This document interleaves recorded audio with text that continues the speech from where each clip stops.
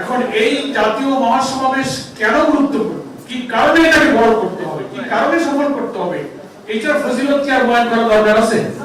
বক্তৃতাতে এতক্ষণ হলো, আমরা সারা দুনিয়াকে দেখাবো, বিশ্ব মিডিয়া দেখবে বাংলাদেশের 18 কোটি মানুষের ঘরে 19 জুলাই এই জাতীয় মহাসমাবেশ একটি জাগরণ, একটি আলোড়ন তৈরি করবে ইনশাআল্লাহ।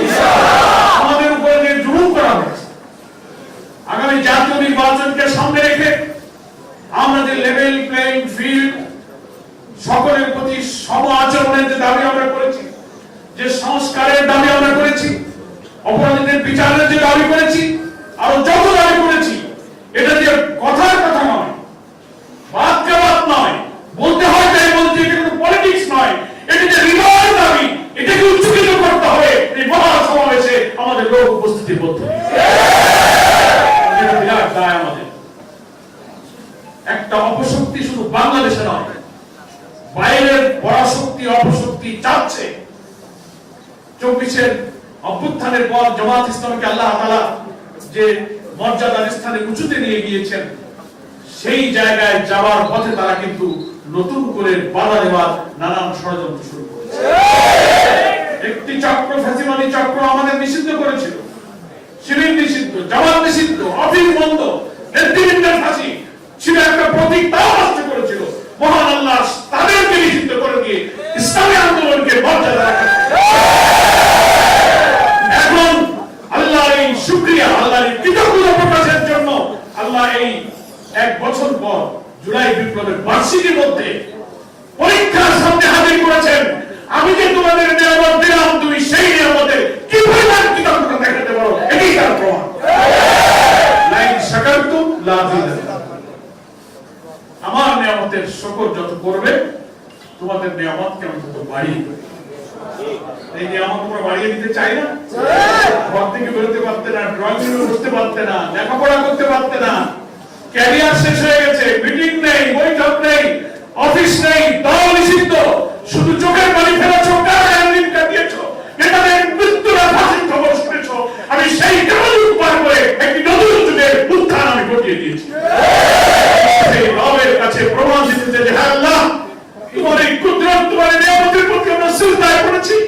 আমাদের জান প্রাণ দিয়ে 19 জুলাই প্রমাণ করবো আমরা তোমার গোলাম, তোমার নির্বাচনে আমরা এক মুহূর্ত নিষ্ক্রিয় থাকবো।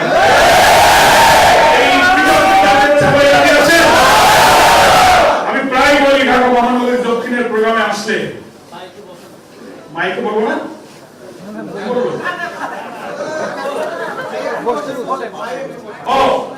দক্ষিণের প্রোগ্রামে আসলে আমি বলি যে ঢাকা হচ্ছে বাংলাদেশের রাজধানী, রাজনীতির রাজধানী, সংগঠনের রাজধানী, নাকি বলেন?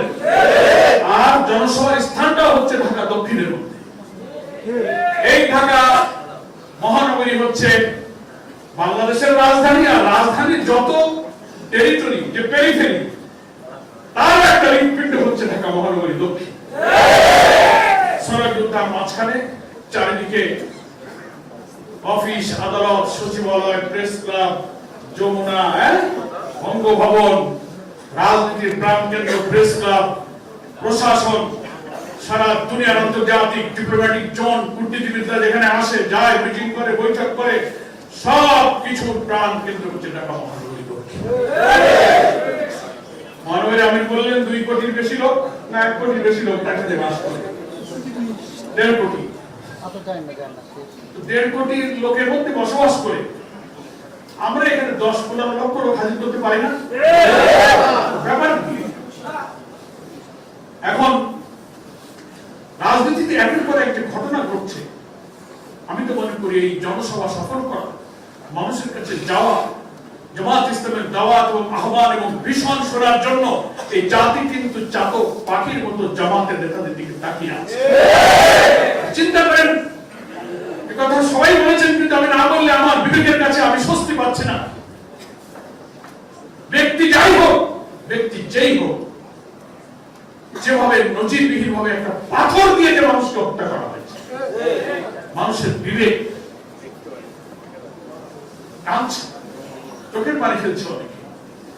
সারাদিন আজকে অনেকে বলেছে, কাল রাত থেকে বলছে, ওই দৃশ্যটা কয়েক দিতে পারছেন, ঘুমাতে পারে না অনেকে, তার ব্রেন নার্ভাসনেস এসে গেছে, বলছে যে এই দৃশ্য তো দেখে শেষ করা।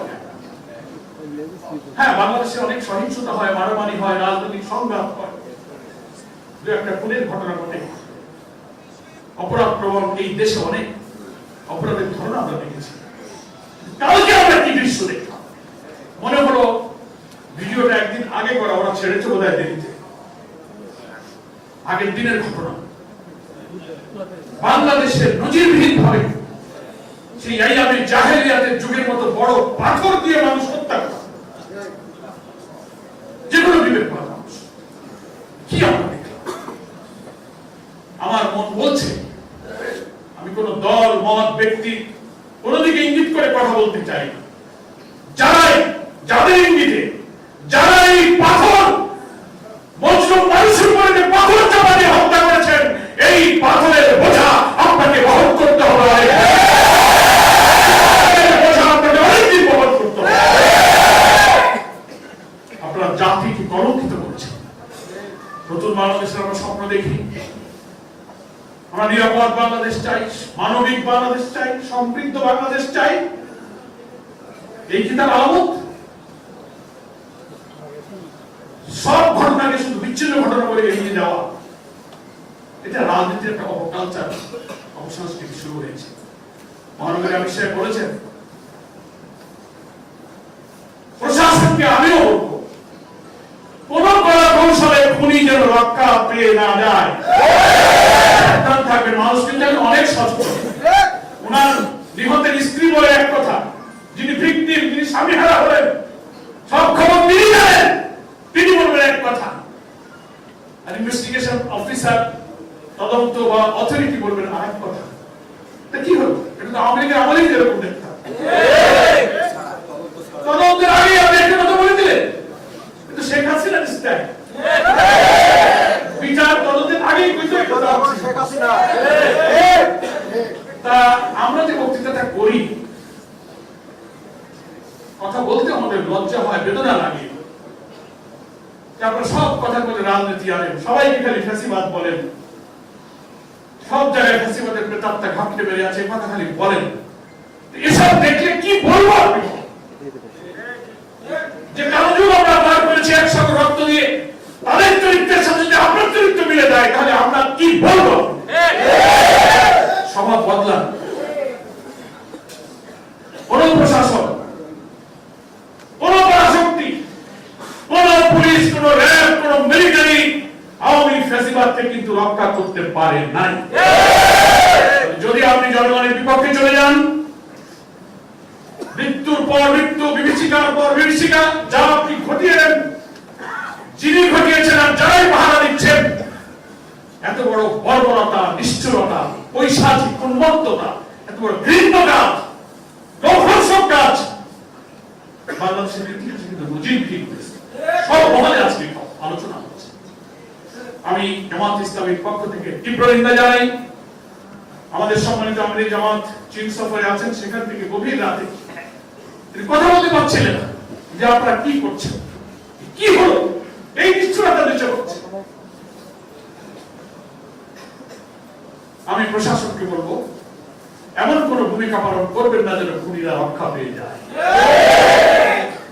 যেই হোক, দল মত আমাদের কাছে প্রশ্ন নয়, সে মানুষ, সে আশাপুর মতকা, কোন শত্রু মানুষ এই দৃশ্য দেখতে পারে না। এটা খুনিদের গ্রেফতার করা হোক, বিচার করা হোক। আমরা এই জনসভা সফল করার মধ্য দিয়ে একটি ইতিহাস সৃষ্টি করতে চাই।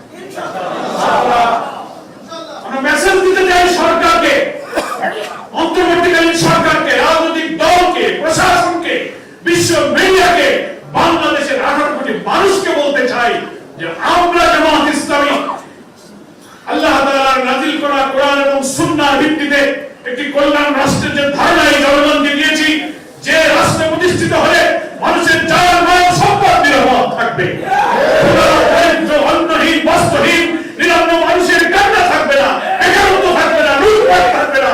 তোমরা একবার সব দলকে তোমরা দেখেছো, একটা দল, একটা আদর্শ সব মতবাদ পরীক্ষা হয়ে গেছে, সব দল পরীক্ষা হয়ে গেছে, কিন্তু কোরআন সুন্নাহর ভিত্তিতে কল্যাণ রাষ্ট্র হলে আর মানুষগুলো যদি সৎ হয়, চরিত্রবান হয়, তাহলে সেই দেশটা কেমন হয় এটাই শুধু দেখতে বাকি আছে।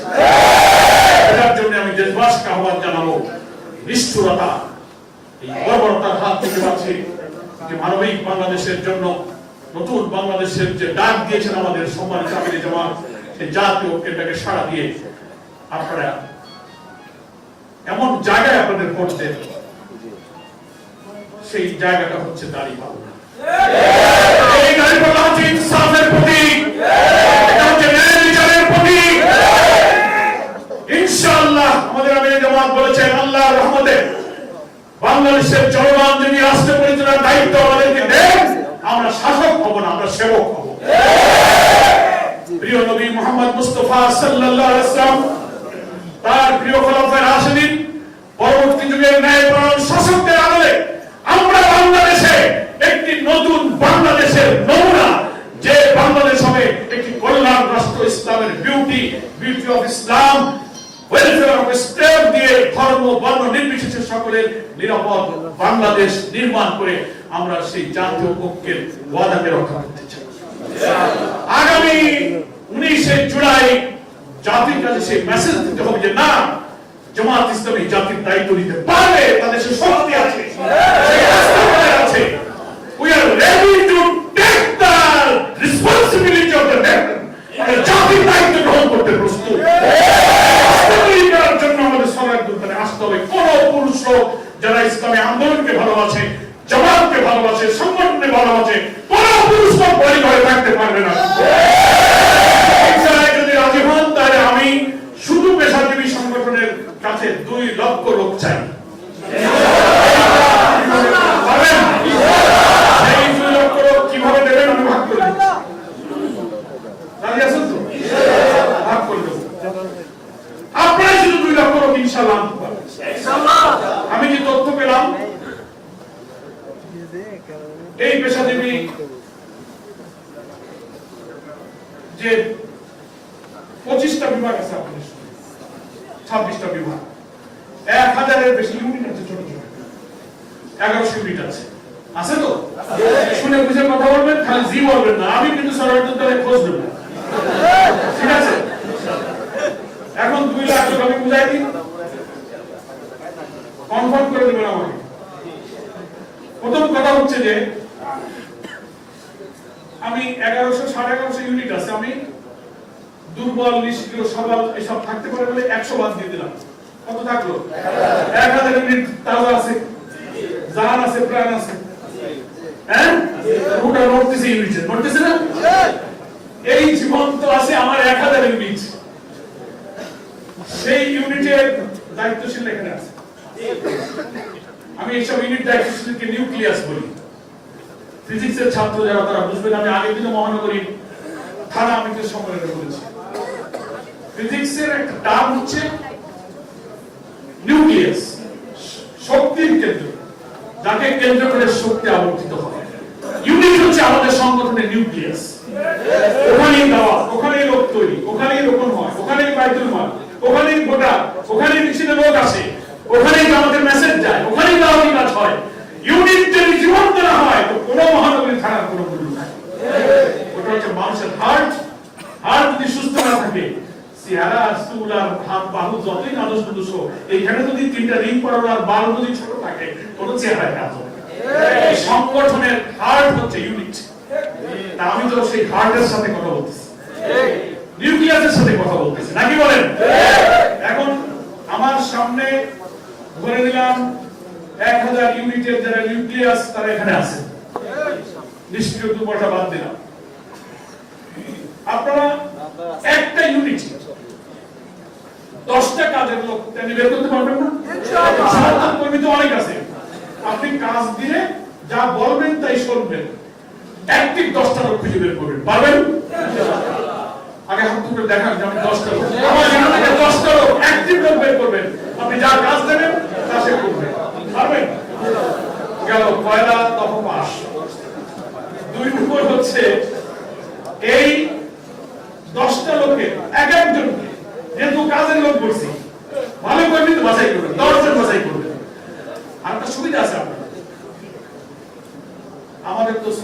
ইউনিট আছে, দর্জি ইউনিট আছে, সাধারণ দোকানদারের ইউনিট আছে, আবাসিক অনেক ইউনিট আছে। পেশাজীবী ইউনিট একটা দিক থেকে এক্সেপশনাল, কিন্তু এখানে শতভাগ লোক শিক্ষিত, 100 ভাগ লোক হচ্ছে শিক্ষিত, বুঝবান, সচেতন, দায়িত্ববান, তাদের বিবেক আছে। তারা একটা কথা বললে বোঝে, 5 বার বলা লাগে না। এরকম লোক না আপনার নাকি নিজের উপর আস্থা নাই? এরকম লোক তো, সেই জন্য আমি একটু দায়িত্ব দিচ্ছি। 10টা কাজের লোক বের করবেন আজকে গিয়ে, মাথা মধ্যে এখন প্ল্যান করে দেন সব। সকালে গিয়ে 10 জন দেখে বসবেন, 10 জনকে এক একজনকে 20টা লোককে দাওয়াত দিতে দায়িত্ব দেবেন। আপনার 10টা লোক বের করলেন তো, একজনকে বলেন তোমার দায়িত্ব 20 জন লোক তুমি 19 তারিখে মাঠে নিয়ে যাও। তোমার ভাই হোক, চাচা হোক, বন্ধু হোক, কলিগ হোক, অফিস হোক, দোকানদার হোক, পেশাগত বন্ধু হোক, আত্মীয়স্বজন হোক, জামাতের ফরম পূরণ না করে তোমারও ভালোবাসে, জামাতে তাদের বক্তব্য শুনতে ইচ্ছে হয়, দেখতে ইচ্ছে হয়, যে কোনো সিরিয়ালের সাথে আপনার প্রতি মহব্বত আছে, তুমি একটা মানুষ, তোমার 20টা লোকের দায়িত্ব দিলাম। এটা কি কঠিন কাজ হবে? কাকে দিচ্ছে? ওই 10টা কাজের লোক তার একজনকে দিচ্ছে, মনে থাকবে তো? লোক যদি আপনার একজন 20টা লোকের দায়িত্ব নেয়, তাহলে আপনার লোক কয়জন কাজের? 10। 20 গুণ 10 কত হলো? হলো তো? অঙ্ক ভালো, নিজেরা নিজের অঙ্ক ভালো করে করেন, কিন্তু আপনার আপনারই করতে হবে, আমি কিন্তু করবো না। প্রথম কি বলেছি? 10টা খুঁজে বের করবেন কামার লোক। এই 10 জনের এক একজনকে 20টা লোককে দাওয়াত দেওয়ার দায়িত্ব দেবেন। রাজি আছেন? এখন তো হাত তুলতে হবে, সেকেন্ড হাত তোলা, প্রথম হাত তুলছেন। এক একজনকে 20 জনের দায়িত্ব দিতে হবে। 2টা লাগে সর্বাধিকারের দায়িত্ব হবে, কিভাবে যাবেন সেটা একটু পরে বলবো, কিন্তু রাজি তো? তাহলে 1000 গুণ 10 কত হলো? না, প্রথমে হলো ইউনিট পলিসি 1000, 10 জন কাজের লোক 10,000। এই 10,000 লোক প্রতিজনে 20 জন করে লোক দাম দিচ্ছেন। 10,000 গুণ 20 সমান কত? 2 লাখ। আমি কত চাইছিলাম? অঙ্ক মিলছে? হাসে বলে কি একটা ভেজাল পড়লাম, কোনো ভেজাল না। এই অঙ্ক যদি মিলাইতে পারেন কি বলেন? শান্তি পাবেন। 2 লাখ লোক, ঢাকা মহানগরীর অনেক থানা আছে, আমি সব জায়গার কথা মহানগরী আমি সেটা বিভাগ করি। আমি শুধু পেশাজীবী যেহেতু শিক্ষিত, সচেতন, বিবেকবান আপনাদেরকে আমি দিলাম। আপনারা 2 লক্ষ লোক 2টার আগে সরকারকে জমা দেবেন, দেবেন তো? ইনশাআল্লাহ। নাকি কোনো দুর্বলতা আছে কারো? নেই। এখন কিভাবে নেবেন? তরিকাটা বাতলাই দিই, ঠিক আছে? তরিকাটা বাতলাই দেব, কিভাবে নেবেন? এই যে দাওয়াতিটা যদি করলেন, আপনার 10টা কাজের লোক পাইছেন তো, অ্যাকচুয়ালি ওদের একটু চানাচুর মুড়ি খাওয়াবেন, সিঙ্গাড়া, খিচুড়ি, গোশ, রুটি যদি নাও খাওয়াতে পারেন, সকালে ডাকবেন যখন এই 10 জনকে, একটু চানাচুর মুড়ি করে খাওয়াবেন। আর যদি মনে করেন না ভাই আমি একটু নাস্তা পানি করতে পারবো না, 10 জন পারবেন না, খাওয়ায় এই কাজ বুঝে 10 জন আইছো, তোমাদের প্রত্যেকের 20টা করে লোক দাও। আমার প্রতিদিন কাজ করবা, সন্ধ্যা হলে আমার খবর দিয়ে যাবো কয়জন হয়েছে তোমার, দরকার এসে নাম লেখো 20 জনের। সারাদিন হাঁটবে, অফিস আদালতে কাজে কাজে যাবে, যে কজনে বলেছে তার গোড়া টিক দিয়ে দেবে। আজকে 5 জন হয়েছে, সময় তো আছে 1 সপ্তাহ, সময় আছে কয়দিন? 1 সপ্তাহ। আজ কয় তারিখ? 12, 19, 1 সপ্তাহ ধরে যাই তো। যেহেতু ফজর পরে কাজ শুরু হইতেছে, অফিসে থাকুক আর বাসায় থাকুক, সকাল বিকেল কাজ কাম কিন্তু সারাই লাগবে। কালকে দিন মিস দিলে কিন্তু লস। নাস্তা করবেন, বহু সওয়াব পাবেন। আল্লাহ রাসূল বলেছে খাওয়া মানুষ যত খাওয়া। আমাদের নায়েবে আমির কেন্দ্রীয় মাওলানা আবুল কালাম মোহাম্মদ ইউসুফ রাহিমাহুল্লাহ ছিলেন তো, সবাই বড় আলেম ছিলেন। উনি বলতেন বড় মানুষকে খাওয়া, মানুষের ফলকুপের নিচে কিছু দিয়ে দিবা, দেখো অনেক লাভ আছে। মুরব্বী মানুষ তো বোঝে, অনেক জ্ঞানী। তারপরে একটু নাস্তা খাওয়া নেই 10 জনদের, পারবেন তো? 10 জনের নাস্তা খাওয়াইলে সওয়াবও হলো, ওদিকে 2 লাখ মানুষ হবে। এখন 20টা লোকের নাম সে লিখে ফেলবেন, 7 দিন ধরে দাওয়াতি কাজ করবেন আর রাজি করাবেন, কাগজটা পকেটে থাকবে, সন্ধ্যেবেলায় ফিরবে আর যে কটা ঠিক চিহ্ন দেবে, আর আপনাকে প্রতিদিন রিপোর্ট দেবে যে আমার 20-এর 2 হয়েছে, 5 হয়েছে, 7 হয়েছে, 10 হয়েছে, এই করে 18 তারিখ সন্ধ্যার মধ্যে 20 হয়ে যাবে ইনশাআল্লাহ। সবাই রাজি আছেন? ইনশাআল্লাহ। পয়লা টেকনিক। দ্বিতীয় কাজ হচ্ছে যে রওনা দেবেন, টাইম যদি 2টা হয়, স্থান যদি সরওয়ার্দী হয়, তাহলে আপনার ইউনিটের লোকেরা যেখানে থাকে সেখান থেকে কয়টা রওনা দেবে, ওদেরকে কোথায় আপনি একত্রিত হতে বলবেন। ওই 20 জন লোক আপনি যদি টাকাটা কিনা খালি বলে বাড়ি চলে আসে, কিন্তু গেল কি গেল না তা বলবেন কিভাবে?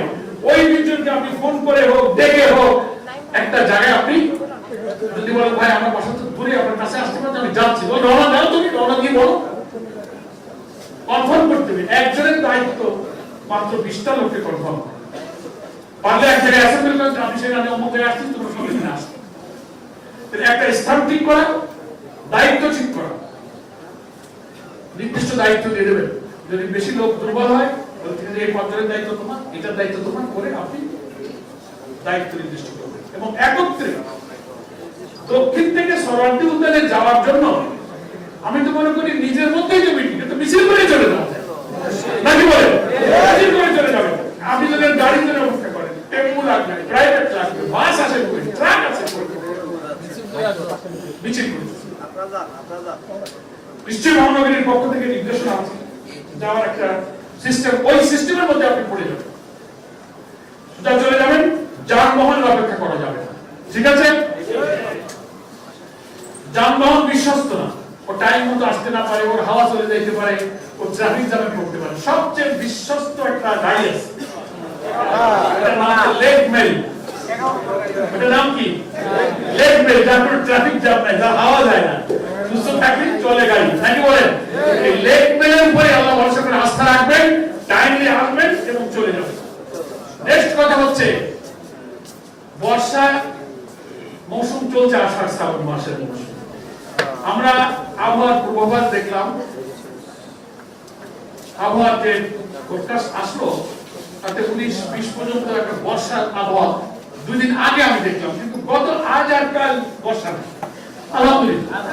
দেখা গেল যে আবহাওয়া বিজ্ঞানীদের পূর্বাভাস অনেক সময় ফেল করে, ফেল করে কিনা বলে। আমরা আবহাওয়ার যে মালিক, বৃষ্টির যে মালিক, আসমানের মালিকের জন্য দোয়ায় বলি, আল্লাহ তুমি ওই মাহফিলের দিনে আবহাওয়াটা ভালো রাখো। আর আল্লাহ তাআলা যদি চান যে তোমরা এত জজবা, এত পরীক্ষা দিতে চাইছো, দিয়ে একটু বৃষ্টি টেস্ট হয়ে থাকলে ইমান আছে, তাতেও রাজি আছি, নাকি বলেন? রাজি আছেন তো?